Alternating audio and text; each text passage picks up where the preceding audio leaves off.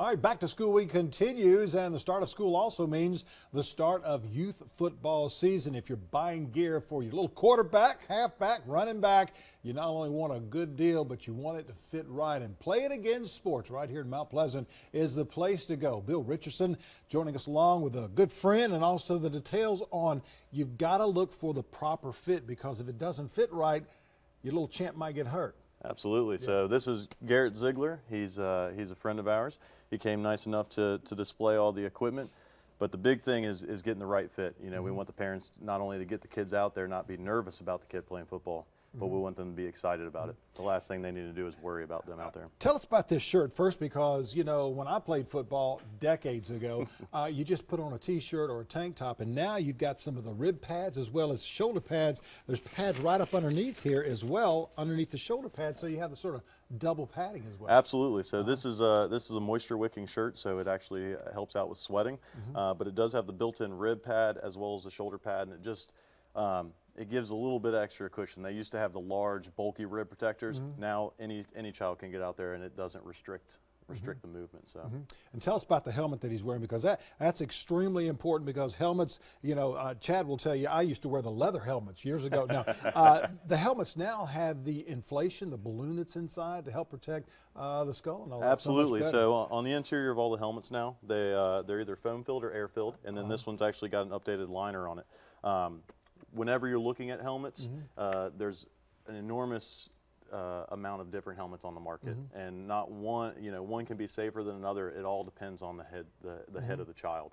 So Garrett, if you want to throw that on real quick, we can discuss proper fitting. So whenever a child puts a helmet on, we have a lot of kids that come in, and the helmet fitting is the worst part of it. They've never worn a helmet, and they want it to be comfortable. Now, a helmet shouldn't be comfortable per se, it just shouldn't be painful. Okay. You want it to fit very, very snug within the cheeks. You want it to fit very snug within the crown of the fitting.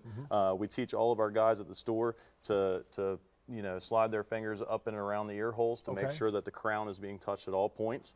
You want along the back of the head to be snug as well, and you want them to be comfortable. You want it to, you know, we always remind parents that if they take the helmet off, if it's struggling to get off, but it's not hurting them, that's a good fit. If they can just slide the helmet right off, it's probably too big. Struggling to take the helmet off without it hurting is a good fit. That's a good fit, absolutely. And then on the shoulder pads, you always want to make sure that we typically lift up the shoulder pad, and we want to find that there's a little bit of overhang from the shoulder padding itself, or right in line with the shoulder. So when you have bigger guys like this that are going to get out there and hit some guys, you definitely want a little bit of an overhang, so if they drop the shoulder, it's fully protected. Wow, got some great pants there as well for the thigh pads and the knee pads. Absolutely. So when we're looking at pants have come a long ways in the past few years. Everything's integrated now. So back when we used to play, we used to have to slide the pants. Oh, it was miserable, and the parents were miserable having to take them in and out to wash them. So these, kid takes them right off, you throw them right in the washing machine. You don't ever have to take the pads in or out. They're closed cell foam, so you don't have to worry about fungus or bacteria getting in as well. About 70% of the equipment that you have at your store is new. The other 30% is gently used that people bring back in and can trade out.